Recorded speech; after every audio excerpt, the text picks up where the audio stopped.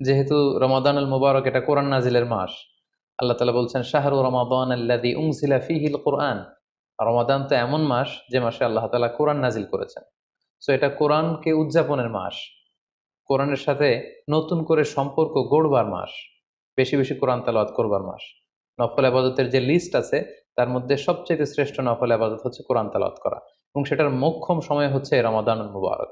এবং তেলাওয়াত করার ক্ষেত্রে অবশ্যই ধীরস্থির ভাবে তেলাওয়াত করতে হবে। আমরা অনেকে তাড়াহুড়ো করে তেলাওয়াত করি। হাদিসে এসেছে রুব্বা কারিন লিল কোরআন ওয়াল কোরআন ইয়ালআনু। কোরআনের অনেক তেলাওয়াতকারী আছে যাদেরকে কোরআন রহমত দেওয়ার পরিবর্তে লাআনত দেয়, কার্ডস করে, অভিসম্পাত করে। তাই তাড়াহুড়ো করে আমরা যেন কোরআন তেলাওয়াত না করি। রমাদান আসলেই দেখা যায় কিছু কিছু মানুষ কোরআন খতম করবার জন্য উঠে পড়ে লাগে। কেউ ৫ খতম, ৭ খতম, ১০ খতম দেওয়ার জন্য প্রতিযোগিতা করে খতম দেয়।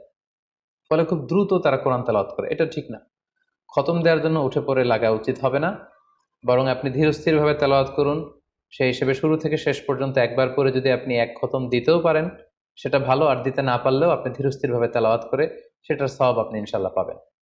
তাহলে তেলাওয়াত করার ক্ষেত্রে প্রথম রিমাইন্ডার হচ্ছে তাড়াহুড়ো করে তেলাওয়াত করা যাবে না।